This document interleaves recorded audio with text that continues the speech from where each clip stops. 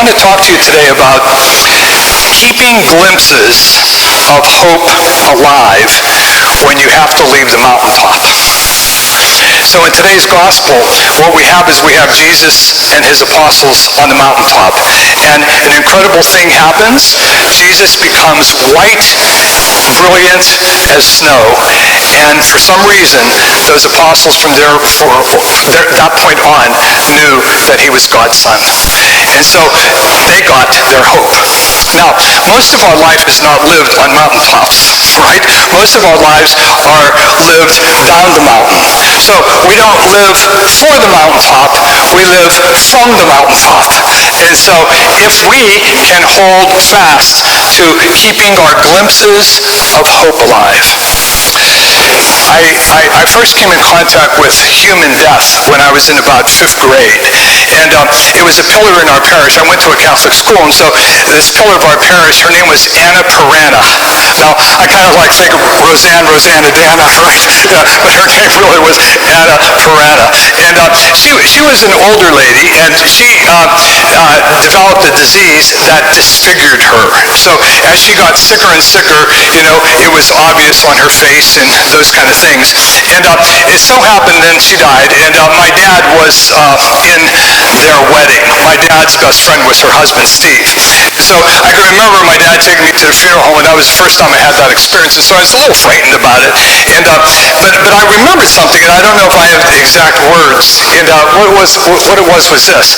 Mr. Perana had said to my dad, Steve, Anna always was ashamed of what she was beginning to look like. But I kept telling her over and over that whenever I looked at her, I saw my radiant bride from the wedding day. He had the ability to keep the glimpse of hope alive. Now, I worked in a drug and alcohol treatment center for many years, and so I witnessed a lot of children of parents in their teen years, in their early 20s, who were in the ravages of an addiction, especially to heroin. And you would see them broken, and I remember talking to mothers and dads, and hearing them say things like this: I never gave up on him because I kept remembering him when he was a baby, and I always saw that face in front of me. We find our ways to keep hope alive, and that's what Transfiguration is all about. Transfiguration is whenever Jesus took his apostles up the hill, and he was transfigured before them. So they now believed that he was the Son of God. They didn't understand what it meant, but they now believed, or they had a vision of it. And what's really interesting is after they had the vision, Jesus says, don't tell anyone, which is kind of interesting. You kind of wonder, that would be the thing I'd want to tell everybody, wouldn't you? Like having seen that. But I guess there was a really important reason for it. They didn't need to tell anyone because they still had Jesus for the next 40 or 50 or 60 days until he finally got to Jerusalem and died. So they still had him. They didn't need to have the glimpse of hope. And then the other thing is, if they would have started telling people about this, that may have interfered with God's plans, on what was about to happen. But there was something interesting about that moment. Now, in St. Mark's Gospel, so here's a little Bible study-ishness, there's 3 times when God breaks in on Jesus' life. Now, the first time is in Mark chapter 1, verse 11. Now, we didn't get to hear that this year because you can celebrate the first Sunday after Epiphany. You can do 2 things. You can either celebrate 3 Kings or the Epiphany, which we did, or you can celebrate the baptism of Christ. Now, had we celebrated the baptism of Christ, we'd have gotten the first inbreak of God in Jesus' life, because there Jesus is being baptized by John the Baptist, and the skies open up, and the voice comes from the sky, you are my beloved Son, in whom I am well pleased. Now, notice what God says there, you, personally to Jesus. Okay, that one. Now, the second time, the inbreaking of God in these moments of hope was today's gospel. Okay, the transfiguration. Now, notice the words whenever the clouds come and the voice of God. It's not you, it's not personal to Jesus anymore. It's demonstrative. It's this is the Son, my Son. Listen to him. And then the third time that it happens is in Mark chapter 15, verse 39. And that's when we're on the mountaintop again, this time Calvary. Jesus bows his head in death, and then the Roman soldier says, truly this was the Son of God. At which point, the heavens interrupt the Temple of Jerusalem, the veil in the temple splits in half, and all of God is pushed onto the earth. See? And so we have those three moments in Mark that there is a glimpse of God in Jesus, and then they go down the mountaintop. So, it's really important for us to live from those moments that we glimpse hope. So let me ask you this question. Some people call this the gaze that saves. Okay? That moment when you glimpse something that you know is real. So, do you have one of those?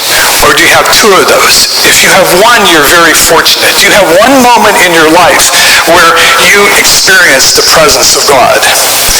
Maybe you have two, but we live from them, those moments of hope.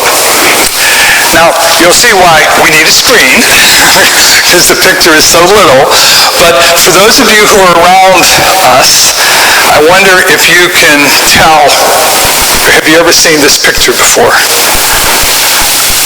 Okay, what it shows you there is kind of like the cross. This was 9/11, all right? And this was 2 days after the tragedy occurred, after the towers fell. And people are now, still in shock, of course. And they were cleaning up and trying to make sense about what was going on. There was a chaplain by the name of Father Brian Jordan, who was a Franciscan, who was going around ministering to those who they found were dead. And it was just really a sad time for so many people. And one of the workers rose up, looked in the distance, and saw that vision, which was not a vision, it was real. These are two beams from the tower that fell in this position of a cross. And he called the priest over and says, look to see if you see what I see over there. And Father Brian came over and didn't see anything at first, and then all of a sudden it was clear as day to him. He saw it too. And then you may have noticed that this actual cross has been moved. It was put in the park where now the fountains were, and it stayed there for a long period of time. I saw it many times because I worked there. And then it was lowered by helicopter into the museum now, the 9/11 museum. And so it was a glimpse of hope. Now, probably it was created by just natural causes, but for those people, it had meaning, and it kept them able to continue on. And it's a beautiful thing, a glimpse of hope. A person who had started coming to St. Brendan shared with me a couple weeks ago about a nephew of his who had a very serious illness for a 6-year-old boy. And his parents were extremely worried, and the little boy had to have now his 3rd surgery. And so he was telling me about the little boy and his daddy. The little 6-year-old was really close to his daddy. And so his daddy was at the hospital with him, getting him ready for his next surgery. And the little boy was afraid, and Dad and Mom were afraid. You know how tragic.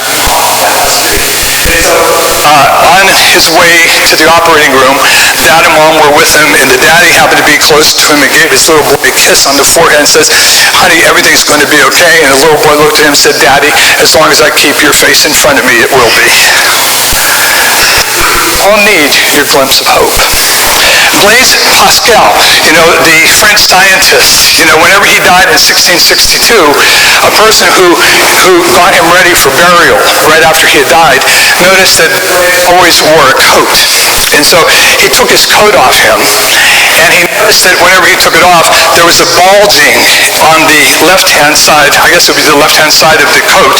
And he went and explored it a little bit and noticed that there was a patch sewed in there, and he undid the patch, and what he found was a recounting of an experience that Blaise had in 1654, a 2-hour experience where he felt the presence of the Lord, and he wrote his prayer there, and he kept it near his heart all his life from that moment on. A glimpse of hope. There's an incredible Scottish writer that I like, but she's not well known. Her name is Alison Kennedy, and she did a work called On Bullfighting, is the name of this little novel that she did. And she wrote it after she was experiencing and not the larger one, but severe depression. She was suicidal. And so she lived in somewhere in Scotland, and she got this call to go to Spain and to study bullfighting, because the only writing we had on bullfighting was by Hemingway, and it was very much a bloodlust kind of writing, and some of you might be familiar with that. And they said to her, go and put some life to that, because everyone's missing what bullfighting is all about to the people who understand it in Spain. So she went there and she learned all about it, and she discovered that there is an artistry to bullfighting, that for the training with the matador who is all dressed up with jewels and all that kind of stuff, and the way that the bull is, that there comes moments of artistry that almost become spiritual, because there's different positions that go on, and you can catch a glimpse of this where you see human and animal communication that takes you into a waft of experience. And she called that a spasm of grace. Those moments of hope that you and I have.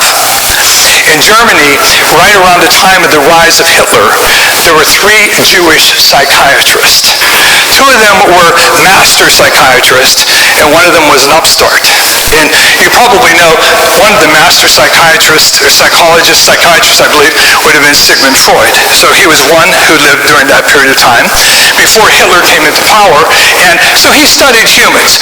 What gives them purpose? What gives them meaning? And he concluded pleasure. So that's what people seek. That's what humans seek, to be fulfilled. He has the pleasure principle. And then another colleague of his was Adler, Alfred Adler. He came around. He was a Jewish psychiatrist as well, and he studied humans and what made humans tick. And he said, no, it's not pleasure, it's power. So that gives people reasons to get up in the morning to do their things. It's power. Now, those 2 had quite a lot of fame, and then Hitler came into power, and they were able to find their way out of Germany. See, it was safe for them to go because they had lots of But the new upstart was Viktor Frankl, all right, who some of you probably know that name. He was much younger, and he was just getting through college and starting his own practice and his own education. And he didn't make it out of Germany, and so the Nazis captured him, and he went into a concentration camp for 4 years. And you probably know that gave birth to his incredible masterpiece called Man's Search for Meaning. And so one of the things that he does in that work is he also tries to figure out what gives meaning to humans, what gives meaning to life. And here's what he said. He said he was so surprised whenever 4 years after he was captured in a concentration camp of who else survived this 4-year experience. He said thousands upon thousands did not survive because they lived hell day after day.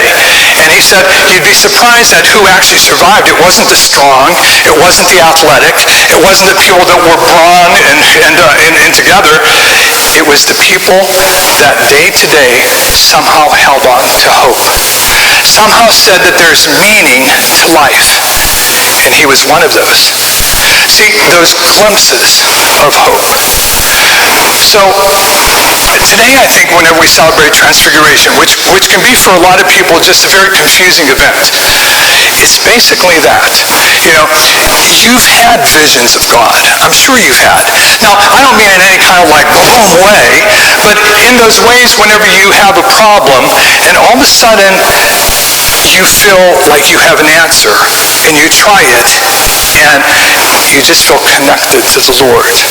Or it's that walk in the forest, or someplace where you go and you just experience that, like, I know you're here. They're often brief, they're often fleeting, but they're real for us. See if you can't get in touch with that as we start our practice of Lent. Because we live from those experiences, as brief as they are. They say that, if you're in a dark room, the only thing you need to break the darkness is a crack of light. You don't need a whole lot of it, because we live from glimpses that everything's okay. And that's what I think the meaning for Transfiguration is for us today. Everything is okay. Even though we walk in the valley of darkness, Even though we walk in the valley of mediocrity and nothing much happening, it's really important for us to have those moments that keep us going. May you find that